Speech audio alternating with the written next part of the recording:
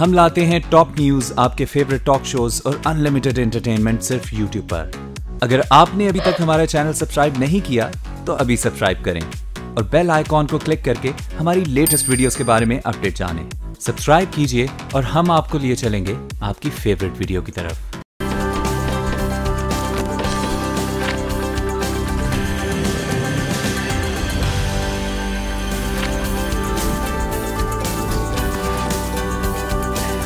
अस्सलामुअलैकुम, good morning. आज के साथ मैं हूं सबाशी और मैं हूं अली आबिद। आज जुम्मतुल मुबारक है और आज का दिन बहुत अहम समझा जाता है हमारी तारीख में, तो हम दुआगो हैं कि आज का दिन आपकी ज़िंदगी में ढेरों खुशियां लाए। बहरहाल आज बहुत सारी बातें करनी हैं और मेरे हाथ में चाय का कप है और आप सोच रहे होंगे कि अभी तक मैंने एक चुस्की नहीं ली। उसकी वजह यह है कि क्रिकेट टीम की जो कारकर्दगी है उससे मैं सख्त नाला हूँ। आज 5वां वनडे खेला जा रहा है और लग ये रहा है कि पाकिस्तान क्रिकेट टीम जो है ये मैच भी हार जाएगी और पाकिस्तान को जो है वो बहुत ज्यादा जो है अगर कहा जाए कि बदतरीन कारकर्दगी का मुजाहरा देखने में आया पाकिस्तान क्रिकेट टीम की जानिब से, तो वो गलत ना होगा। अभी तकरीबन 25 ओवर्स हुए हैं और 100 रन भी पाकिस्तानी टीम नहीं बना पाई है। 5 खिलाड़ी उसके आउट हो चुके हैं और 272 रन का टारगेट है। मुझे तो नहीं लगता सबा ये चेस कर पाएंगे। चेस कर पाएंगे या नहीं कर पाएंगे, लेकिन हमें लगता है कि हम रिपीट रिएक्शंस ही देते हैं और रिपीट बातें ही दोहराते हैं। वो इसलिए क्योंकि हमारी टीम हमेशा ही हार रही होती है, हमारी बैटिंग हमेशा ही सर्वाइव कर रही होती है, स्ट्रगल कर रही होती है।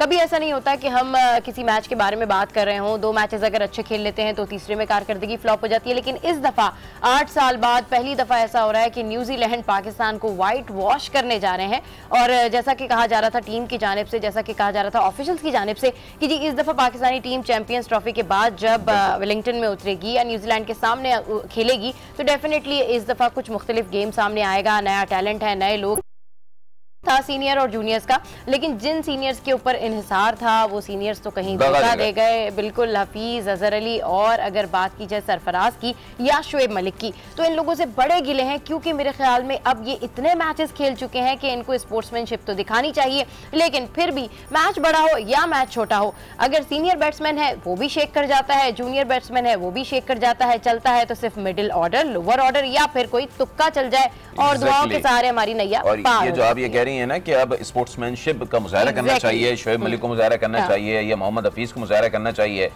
हम वही देखेंगे कि जब ये टीम वापस आएगी तो कहा जाएगा कि अब एक ड्रास्टिक चेंज लेकर आएंगे। मैनेजमेंट की जानिब से भी कहा जाएगा पाकिस्तान क्रिकेट बोर्ड की, और साथ साथ चीफ सेलेक्टर इंज़िमामुल हक भी बड़े बड़े दावे करेंगे कि अब हम तो ऐसे खिलाड़ी लेकर आएंगे कि जो अगले 4-5 साल बाद पाकिस्तान को वर्ल्ड चैंपियन बना देंगे। ऐसा होगा, वैसा होगा।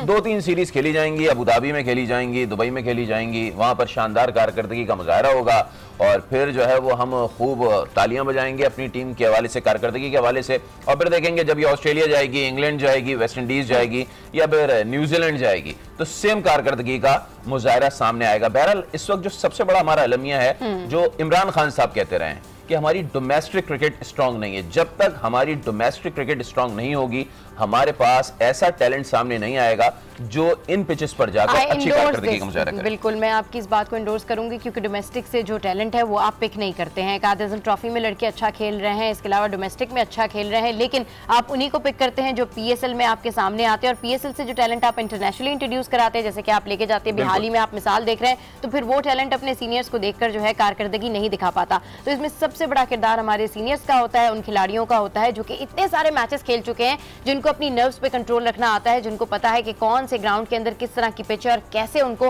रन्स करने हैं, लेकिन उसके बावजूद भी वो नहीं कर पाते हैं। तो फिर जो न्यू टैलेंट है उससे कुछ उम्मीदें क्या रखनी है। बात ये है कि ये कारकर्दगी तो हम शुरू से देख रहे हैं। बहरहाल अब हेडलाइंस की जानिब बढ़ते हैं और नजर डालते हैं कि आज हमारी 6 सुर्खियां क्या है। The fitness, the coaches, everybody's trying to do is get them through the season without an issue. Out. Short, wide. लगातार 4 वनडे मैचेस में शिकस्त के बाद 5वां वनडे भी हाथ से ज्यादा दिखाई दे रहा है। कौमी टीम पर व्हाइट वॉश के बादल छा गए हैं। न्यूजीलैंड के 272 रन के हदफ के ताक़ुब में आधी टीम पवेलियन लौट चुकी है।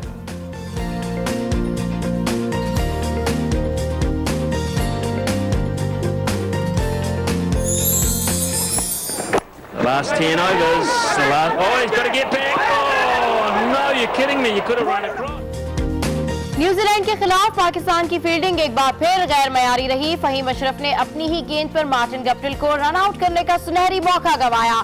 2 मीटर की दूरी से विकेट पर बॉल न लग सकी।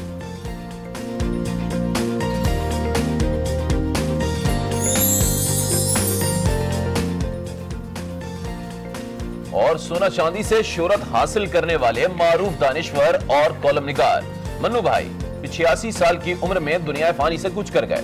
मन्नू भाई को 2007 में हुस्न कारकर्दगी अवार्ड से भी नवाजा गया था। तो जनाब, ये तो थी हमारी टॉप स्टोरीज और अब जान लेते हैं कि आज अखबारात की शह सुर्खियां क्या कह रही हैं। बिल्कुल।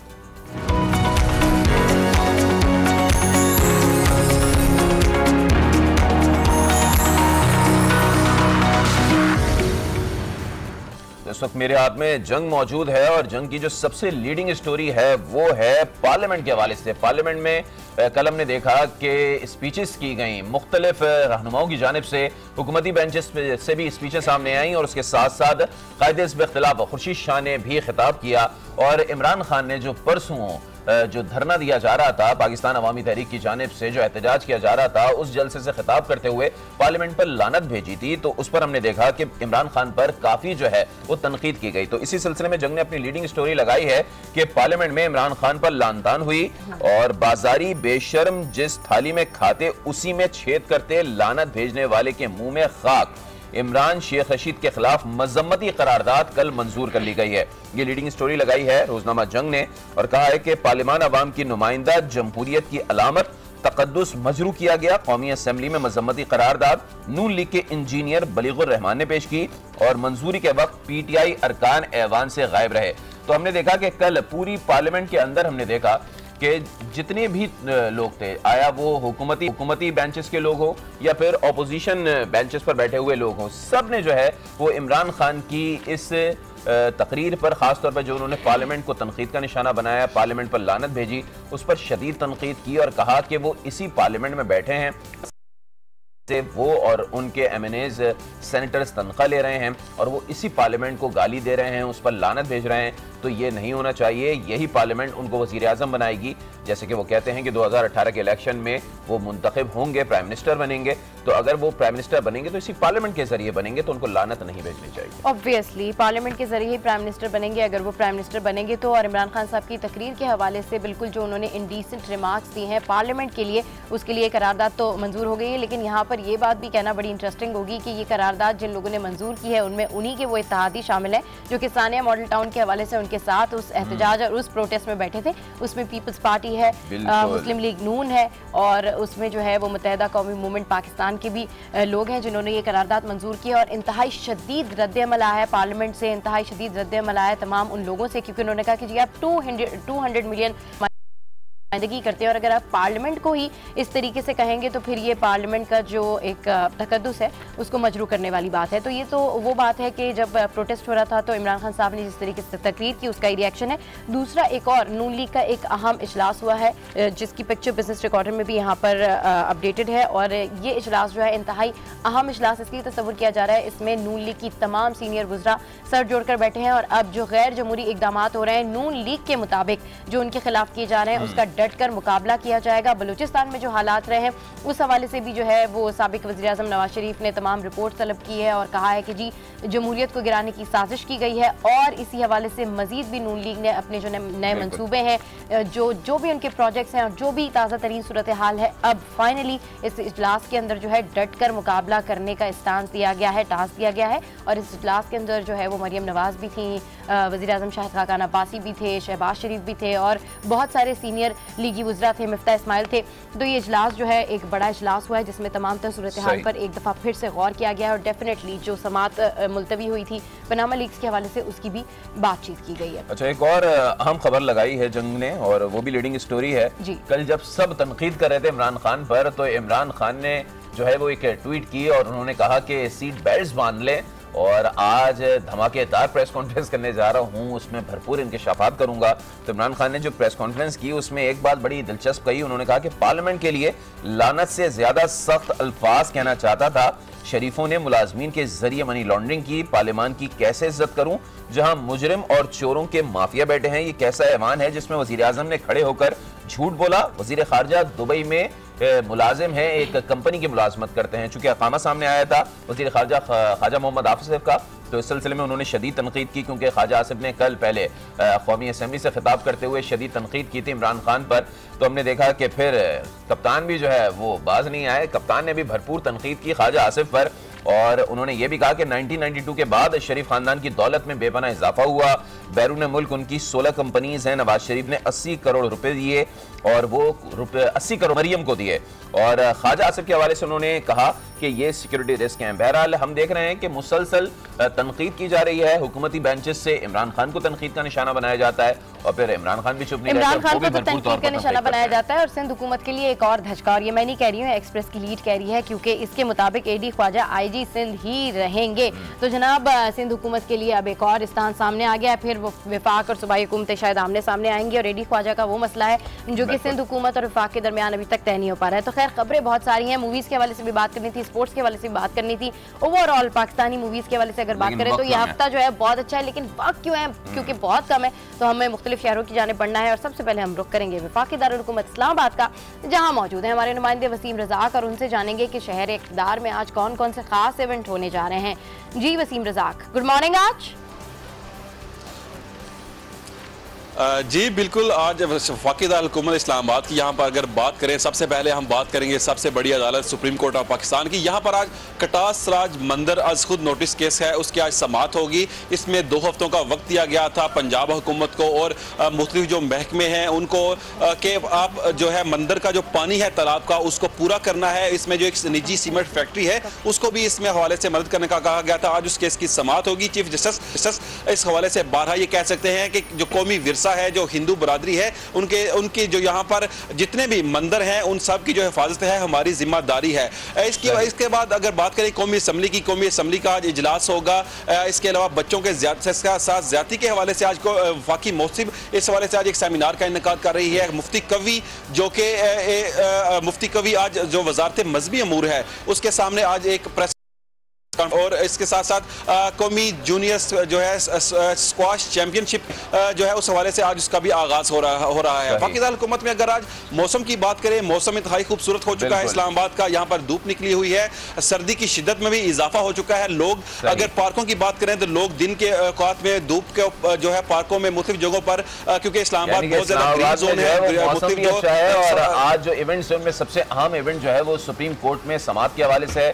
बहरहाल आपने अपडेट किया, आपका बहुत शुक्रिया वसीम रज़ाक। अब लाहौर का रुख कर लेंगे और में मौजूद होंगे आज न्यूज़ की नुमाइंदा हुमा वर्ड। उनसे मौसम के हवाले से सवाल नहीं करेंगे क्योंकि वो खुद ही मौसम का अहवाल बता देंगी। शहर में कौन कौन से आज खास इवेंट्स हैं उनसे ये भी जानेंगे। तो हुमा कैसी हैं आप? Welcome to good morning. आज जरा बताइएगा तफसीलन। जी बिल्कुल, मैं तमाम तफसीलात भी बताऊंगी, लेकिन सबसे पहले मैं ये बता दूं कि आज मुन्नू भाई जो हैं वो इंतकाल कर चुके हैं लाहौर में 85 साल की उम्र में। तो आज उनका जो है नमाज जनाजा अदा किया जाएगा आज शाम को। और आज वो गुर्दे के मर्ज में मुब्तला थे और निजी हॉस्पिटल में बड़े दिनों से वहाँ पर ज़ेरे इलाज थे, लेकिन आज जामर नहीं हो सके और 85 साल की उम्र में वो इंतकाल कर गए हैं। 2007 में उन्हें हुस्ने कारकर्दगी का अवार्ड दिया गया था। इसके अलावा अब अगर मैं जिक्र करूँ लाहौर के मौसम का, तो मौसम सर्दियों का मौसम मेरे ख्याल में सबको ही पसंद होता है, तो मुझे भी बहुत पसंद है और बहुत अच्छा मौसम है। इस मौसम में एंजॉय करना चाहिए। और इस मौसम में सियासी सरगर्मियाँ जो है वो बढ़ती जा रही हैं और गर्मा गर्मी जो है वो ज़्यादा हो रही है। सो आज साबिक वज़ीर आज़म नवाज शरीफ जो है वो लाहौर में मौजूद हैं और इसके अलावा आसिफ अली जरदारी जो है वो भी यहीं पर डेरे डाले बैठे हुए हैं। तो इन दोनों अहम जो सरबराहान हैं उनकी मुलाकातें भी होंगी, पार्टी रहनुमाओं के साथ उनके इजलास भी होंगे और इन इजलास में क्या फैसले होते हैं वो भी देखे जाएंगे। और उसके बाद यकीनन एक अहम जो मीडिया टॉक है वो ज़रूर नज़र आती है, तो वो मीडिया टॉक भी होगी। तो हम लोग इन आज जो मेन जो इवेंट्स है ये 3 का जिक्र है। इसके अलावा में लाहौर बड़ी सियासी और समाजी सरगर्मियों का मरकज़ बना, डेफिनेटली वहाँ पर बड़ी बड़ी मुलाकातें भी हो रही हैं। और ये दिन ही, हाँ भाई, ये दिन ही मुलाकातों के हैं क्योंकि इलेक्शन आने वाले हैं, तो अब आप मेगा मीटिंग्स जो है उसके बारे में एक्सपेक्ट कर सकते हैं। खैर रुक करेंगे पेशावर का, जहां पर मौजूद हैं आज उसके नुमाइंदे आमिर जमील। और आमिर जमील से जानते हैं कि पेशावर शहर की क्या सूरत हाल है, कौन से इवेंट्स हैं और मौसम कैसा है। और ये बताएं कि अब क्योंकि वीकेंड आने वाला है तो लोग पेशावर में किस तरीके से फूड स्ट्रीट जाते हैं और किस तरीके से एंजॉय करते हैं। गुड मॉर्निंग सबा। और जैसे आपने मौसम के हवाले से पूछा तो मौसम की सूरत हाल एक बार फिर उसी तरीके से जैसे कि गुज़िश्ता 2 हफ्ते पहले थी, यानी खुश्क और सर्द मौसम की पेशन गोई की गई है और तमाम सूबे में यही सूरत हाल है। हालांकि तवक्को ये की जा रही है, अवाम की जानिब से दुआएं भी ये की जा रही हैं कि बारिश हो, लेकिन बारिश का कोई कहीं भी इम्कान नहीं है, ना मैदानी इलाकों में और ना ही पहाड़ी इलाकों में। तहम सर्दी जो है वो काफ़ी ज़्यादा है। अगर कालाम में जो सर्दी रिकॉर्ड की गई है वो -8 डिग्री सेंटीग्रेड है, जो कि काफ़ी ज़्यादा सर्दी है वहाँ पर। और तो हम इसके अलावा अगर हम पेशावर और इसके गिरदोनवा में जो इवेंट्स हो रहे हैं उसकी बात करें तो सबसे अहम इवेंट आज शब कदर में है, जो उसमें जमात इस्लामी के अमीर जो हैं सिराजुल हक वो खिताब करेंगे जलसा आम से। और जैसे कि हमें पता है कि वो मुत्तहिदा मजलिस अमल के जनरल सेक्रेटरी भी मुंतखब हो चुके हैं, तो आज उस जलसे में वो उम्मीद की जा रही है कि वो इस हवाले से जो MMA का जो एजेंडा है वो भी उसमें पेश करेंगे। और बता दीजिएगा केस के हवाले से आमिर, KPK हुकूमत ने उस सिलसिले में भी मजीद क्या कोई इक़दाम किए, कोई अपडेट है उससे? बिल्कुल, देखें अली मर्दान में जो ये केस हुआ है इंतहाई अफसोसनाक था और इस हवाले से मुख्तलिफ जो यहाँ पर रहनुमा है मुख्तलिफ सियासी जमातों के, उन्होंने वहाँ पर जाना शुरू किया। तो उसके बाद से कुछ तफ्तीश जो है वो शुरू हुई है। हालांकि पुलिस की जानिब से ये बयानात सामने आ रहे हैं कि तफ्तीश जारी है और कई अहम जो है उसमें पेशरफ्त भी हो रही है, लेकिन एक तरफ उनका बयान इस तरीके से है तो दूसरी तरफ वो ये भी कह रहे हैं कि जो सियासी लोगों की आमद है उसकी वजह से उनकी तफ्तीश जो है वो उस पर असर अंदाज हो रही है। जो हमारे पास अपडेट थी उसमें तकरीबन 16 मुश्तबा अफराद को की जा रही है और इस हवाले से मजीद जो भी पेशरफ्त होगी डेफिनेटली आप हम करेंगे। बहुत शुक्रिया आमिर जमील पेशावर से हमें अपडेट कर रहे थे। तो हमारे मुख्तलिफ शहरों का हाल तो हमने आपको बता दिया, अब हम एडिटोरियल की जाने बढ़ेंगे, लेकिन उससे पहले गुड मॉर्निंग आज में यहाँ वक्त हुआ एक ब्रेक का, सो कहीं जाएगा मत, don't go anywhere, stay with us, keep watching good morning आज।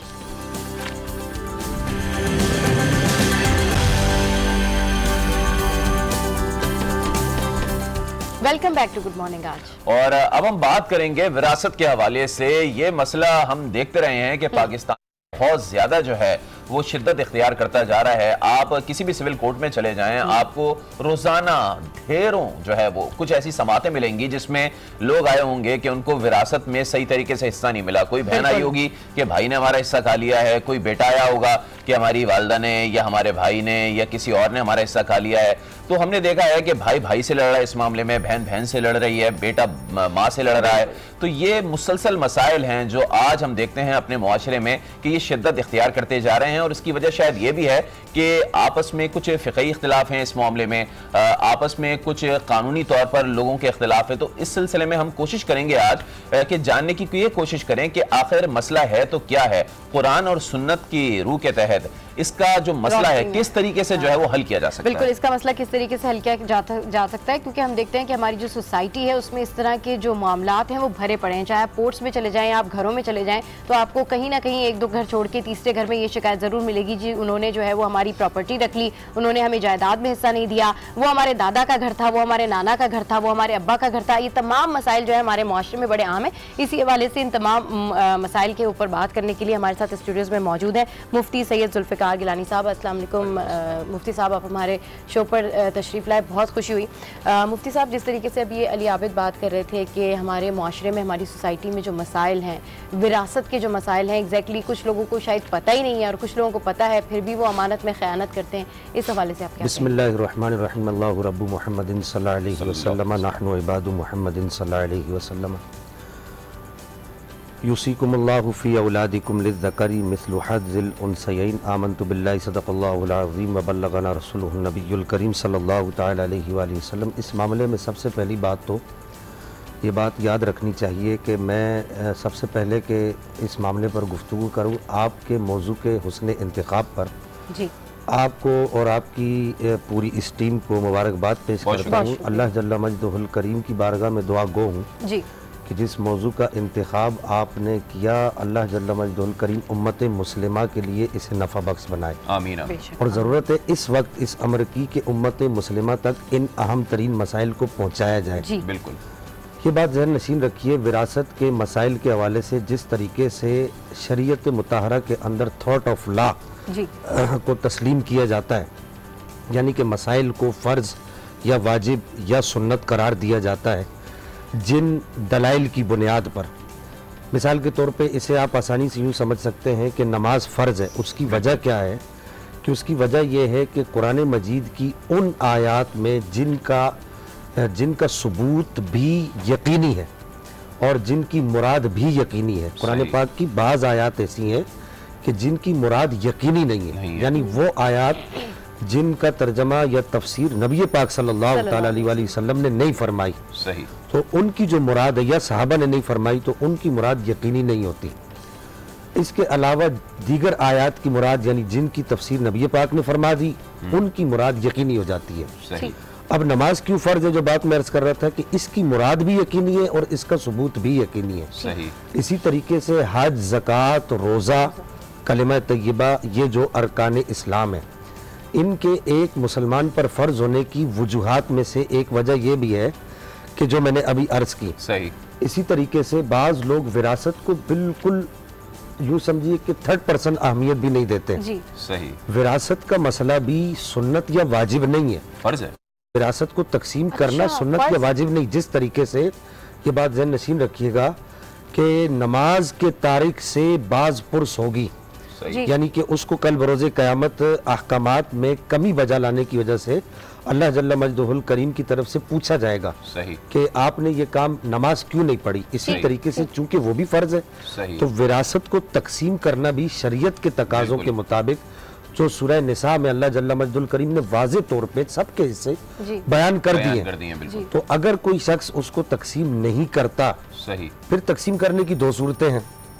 अभी ऑफेयर हमारी ये गुफ्तगू चल रही थी कि तकसीम करने की एक सूरत तो ये है कि अपनी मौत से पहले तकसीम कर जिंदगी में कर दिया जाए। हाँ, अच्छा, बाद लोग उसको वसीयत कहते हैं। उर्फ़े आम में आप उसे इस एतबार से वसीयत कह सकते हैं कि इसने किताब सुन्नत के रूह से जितने भी हिस्स तकसीम होते थे, जिस पर डिवाइड होते थे, वो कर दिए। ठीक है।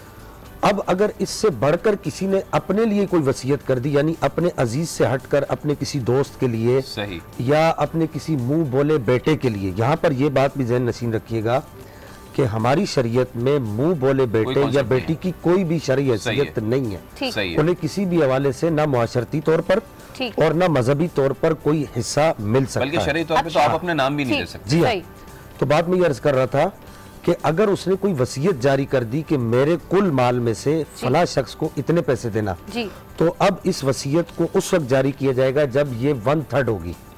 हाँ, यानी कुल माल का तीसरा हिस्सा, चौथे हिस्से में से तो उसकी तजहीज, तकफीन और उसके जो मरने के बाद के जो उसके अपने मामलात हैं, कब्र वगैरह का इंतजाम वो किया जाएगा।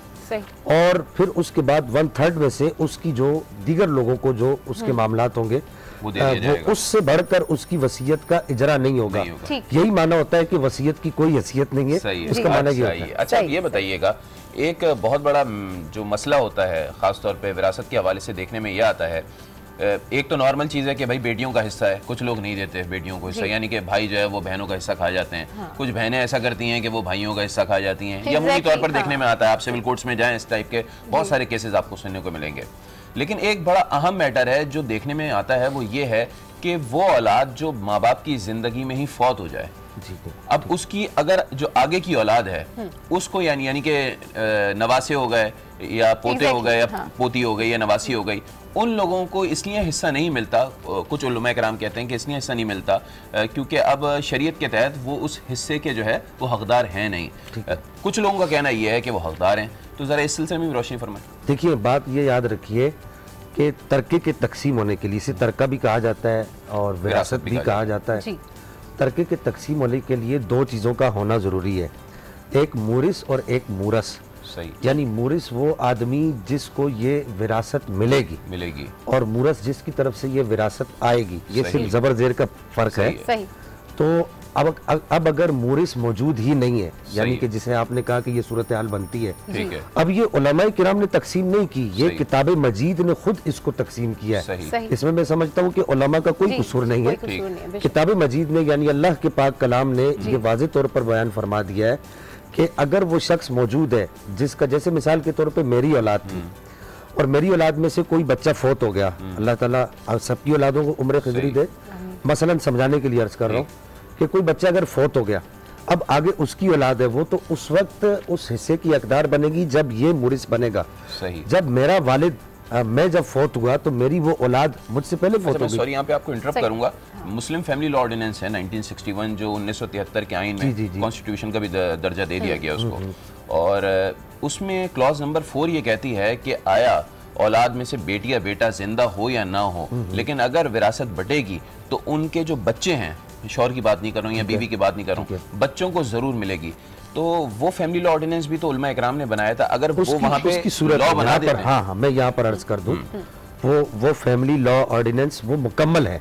बिल्कुल मेरे ख्याल से आपकी नजर से वो पूरा गुजरा नहीं है, या ऐसा हुआ कि आपने सुना होगा उसकी सूरतें। यहाँ पर मैं ये अर्ज कर दूं कि विरासत जब तकसीम हो जाए, कुछ हिस्स ऐसे होते हैं, यानी कुछ लेने वाले ऐसे होते हैं जिनको असबा कहा जाता है, जिसका आप उर्दू में, ये अरबी का लफ्ज़ है, उर्दू में आप ये तर्जमा करेंगे कि वो कुल माल पर कब्जा उनका शरीयत की तरफ से साबित हो जाता है। सही। अगर माल में कोई असबा मौजूद नहीं है, यानी कि कोई शख्स फौत हो गया और उसकी औलाद में सिर्फ एक ही बच्चा है या सिर्फ एक ही बच्ची है, तो उस सूरत हाल में जितना माल इसको मिलेगा, अब उसके बाद जो बचेगा फिर वो एक बेटी के हवाले से कुरान में वाज़े तौर पर है ना कि अगर एक बेटी है तो आधा मिलेगा। जी हाँ, वो तो वाज़े तौर पर है, लेकिन कुरान में अभी तक मादरत के साथ मैं इसलिए कह रहा हूँ कि अगर रोशनी डाल लेना ताकि लोगों को क्लियर हो जाए। लोग फंस जाते हैं, कहते हैं कानून ये कहता है, उलमा इकराम ये कहते हैं, तो लोगों के जहन में मुख्तलिफ सवालात क्रिएट होते हैं जो मुझसे भी करते हैं, यकीनन आपसे भी होते होंगे।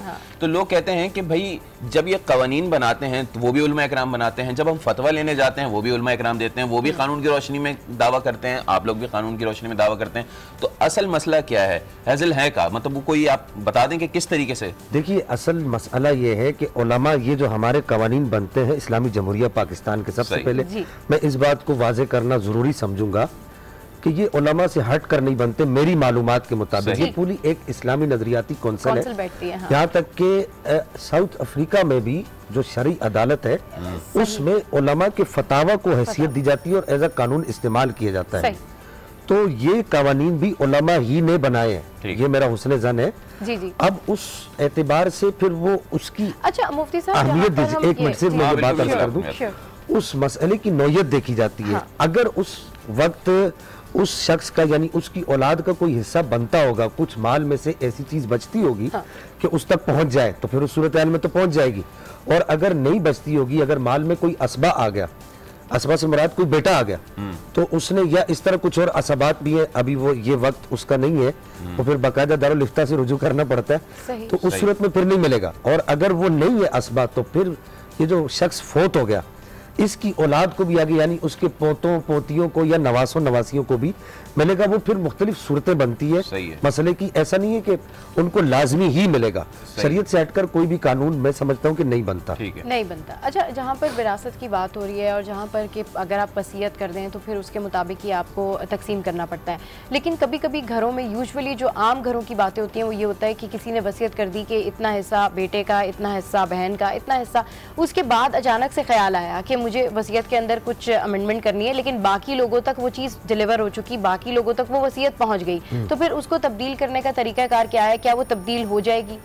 देखिए, वसीयत पहुंच गई या माल बट गया, माल बट भी गया और वसीयत भी पहुंच गई, तो देखिए इस सूरत हाल में उसकी वो वसीयत अगर वो जिंदा है, उसको जारी नहीं किया जाएगा। और अगर वो अगर वो फौत हो गया है और उसने फौत होने से पहले, यानी दुनिया से जाने से पहले, उसने शरीयत मुतारक के कवानीन के मुताबिक बिल्कुल वो उसने हिस्से बांट दिए थे, तो अब उसकी वो सारी की सारी जो कुछ लोग ये भी क्वेश्चन रेस करते हैं कि जिंदगी में तो जिसको जितना चाहो दे दो, बड़े बेटे को चाहो तो मकान दे दो, नहीं छोटे बेटे को चाहो तो दुकान दे दो। ऐसा नहीं होगा आबिद भाई, ऐसा बिल्कुल भी नहीं होगा। इस तरह की कोई बात भी एक्सेप्टेबल नहीं है। जो शरीयत में, देखिए कानून हर किसी पर लागू होता है, तो बड़े छोटे बेटे का उसमें कोई भी लिहाज नहीं होता। तो जो लोग ये करते हैं गलत करते हैं। आपकी तकसीम से तकसीम नहीं होगा, जो किताब मजीद ने तकसीम कर दी उसी से तकसीम होगा। अच्छा मुफ्ती साहब, जहाँ पर आप शुरू में आप ये बात कर रहे थे कि जहाँ पर नमाज भी फ़र्ज़ है, रोज़ा भी फ़र्ज़ है, दीगर चीज़ें भी फ़र्ज़ हैं, वहीं पर विरासत के मामले को लोग बिल्कुल सीरियस नहीं लेते हैं। विरासत के मामले को लोग ये समझते हैं ठीक है जी, हमारे पास तो इतने हैं, हम उसको दें या नहीं दें हमारी मर्जी है, और अगर दे दें तो फिर ये हमारा एहसान है। इसके ऊपर रोशनी डालें कि जो लोग इन विरासत के मामलात को बिल्कुल सीरियस नहीं लेते हैं या उनकी नज़र में शायद ये कोई बहुत बड़ी बात नहीं है, तो उनके लिए बताएं कि क्या कहा गया है वो लोग जो कि इंसाफ में कमी करते हैं, वो लोग जो कि जस्टिस नहीं कर पाते। देखिए, जो यहाँ पर एक बात ये ज़हन नशीन रखिए कि फ़र्ज का जो तारिक है उसका दुनिया में एक हुक्म ये है कि उसे दुनिया में शरीयत मुतारा ने उस पर एक हुक्म जारी किया है और एक हुक्म उस पर अल्लाह जल्ल मजदुल करीम ने क़यामत में जारी किया है। अच्छा, तो ऐसा शख्स जो शरीयत मुताहरा के उस कानून का तारिक है जिसे फ़र्ज कहा जाता है, उसके लिए अल्लाह जल्ल मजदुल करीम ने फासिक का लफ्ज़ कुरान मजीद में इस्तेमाल फरमाया, यानी हमारी किताब मजीद में उससे फासिक का है।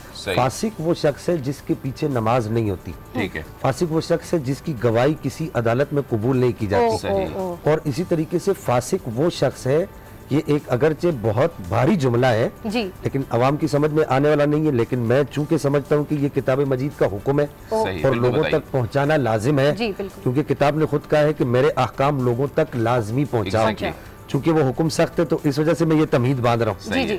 तीसरा हुक्म ये है कि ऐसे शख्स से बिल्कुल बाइकाट कर दिया जाएगा जो फासिक है, उसको माशरती तौर पर कोई भी हैसियत हासिल नहीं होगी। सही, ये इतना वाज़ेह तरीन हुक्म है किताब मजीद का। अच्छा, ये बताइए, कुछ लोग ये भी करते हैं कि कहते हैं कि यार मैं कोई सदका जारिया का काम करके चला जाऊं। अब किसी के पास अगर कोई एक मकान है तो वो अपनी औलाद को देखता है कि वो सेटल है, अच्छी जॉब कर रहे हैं, अच्छा कमा रहे हैं, तो वो कहता है यार बेहतर ये है कि मैं क्यों ना एक मस्जिद जो है वो कोई एक जगह खरीद लूँ, इस मकान को बेच के वहाँ पे मस्जिद बनवा दूँ, सदका जारिया होगा। ये अगर कोई करता है तो सही है कि अपनी औलाद को ना दे, उसकी जगह वो सदका जारिया का काम कर दिया, किसी यतीम को दे दे या किसी यसीर को दे दे, कुछ इस तरह कर ले। देखिए, इसकी दो सूरतें, उसने अगर अपनी जिंदगी में ये काम किया है तो फिर उस सूरत में भी उसे ये सोचना चाहिए कि मैं अगर ये काम करूंगा तो मेरी औलाद के लिए कुछ बचेगा या नहीं। यानी हमारी शरीयत मुतारा इतना, हमारा दीन इतना अजीम है कि वो वाज़ेह तौर पे कहता है कि सबसे पहले तुमने अपने घर को देखना है, उसके बाद तुमने अल्लाह जल्ल मजदुहुल करीम के वो हुकूक जो माली तौर पर अदा करने उनको अदा करना है। अगर वो देखता है कि मेरे इस खर्च के बाद मेरी औलाद के लिए कुछ बचता है तो फिर उसके लिए ऐसा करना ठीक है, और अगर उसके लिए नहीं बचता तो मैं ये समझता हूँ उसके लिए ऐसा करना ठीक नहीं है। जो सूरत हाल आपने बयान की कि सब बच्चे सेटल्ड हैं, वेल सेटल्ड है, उस सूरत हाल में वो कर सकता है। अच्छा, उस सूरत हाल में वो कर सकता है। जी हाँ, ठीक। अच्छा, ये जिस तरीके से अली ने कहा कि लोग यही सोचते हैं कि हम सदका जारिया के लिए कोई काम करते हैं और अपने जो बच्चे होते हैं या जो भी जिनमें तकसीम होनी होती है जायदाद, उसके लिए नहीं करते हैं, तो ये बताएं कि अब ओवरऑल एक शॉर्ट सा मैसेज दे दीजिए विरासत के हवाले से, जो एक मिथ्स हैं या मिस कॉन्सेप्ट है लोगों का कि जी ये इस मामले पे शायद कोई ख़ास पकड़ नहीं है या मामला इतना सीरियस नहीं है, तो आप अगर कुछ कहना चाहें इसी मामले पे कि जी बराबरी की तकसीम होनी चाहिए और इंसाफ होना चाहिए। देखिए, किताब मजीद में अल्लाह जल्ल मजदुहुल करीम ने पूरी किताब में 6666 आयतें हैं, किसी भी हुक्म के लिए यूसीकुम का लफ्ज़ इस्तेमाल नहीं की, यूसी वसीयत, यानी इस मामले में अल्लाह जल्ल मजदुल करीम खुद फरमाता है कि मैं तुम्हें वसीयत करता हूँ। अगर कोई नहीं करता तो अल्लाह जल्ल मजदुल करीम फरमाता है मेरी इस वसीयत पर अगर कोई अमल नहीं करता वलहुम अज़ाबुन अलीम, उसके लिए कल बरोज़ क़यामत दर्दनाक अज़ाब है। दुनिया की थोड़ी सी राहत और दुनिया के थोड़े से पैसे की ऐशो इशरत को देखकर आपने बहुत अच्छा मैसेज दिया कि दुनिया की ऐशो इशरत को ना देखा जाए, इस फर्ज को निभाना ना भूलें। बिल्कुल, इस फर्ज को निभाना चाहिए। आप हमारे मेहमान बने, आपका बहुत बहुत शुक्रिया और इतने अहम मौजू पर आपने रोशनी डाली, आपका एक बार फिर बहुत शुक्रिया अदा करता है। तो मुफ्ती साहब हमारे साथ मौजूद थे और इंतहाई आम टॉपिक के ऊपर बात कर रहे थे, डिविजन्स के ऊपर बात कर रहे थे, तकसीम के ऊपर बात कर रहे थे, और वही बात आ जाती है, इस्लाम हमें सबक यही देता है अमन का, प्यार का, इंसाफ का और सबके साथ मिलजुल कर रहने का, और दुनिया की थोड़ी सी राहत के लिए अगर आप किसी का हक मार लेते हैं तो डेफिनेटली आपको इसका जवाब भी ज़रूर देना पड़ेगा। और इसी वाले से हमारा आज ये मकसद भी यही था कि तमाम ऐसे मौज़ूआत को आपके सामने लेकर आया जाए ताकि आपको पता चल सके कि इस्लाम की रोशनी में इन तमाम मौज़ूओं की क्या अहमियत है। तो गुड मॉर्निंग, आज के प्लेटफॉर्म से आज इतना ही, और आई होप कि आज का शो आपको बहुत पसंद आया होगा। हमने टॉप स्टोरीज शामिल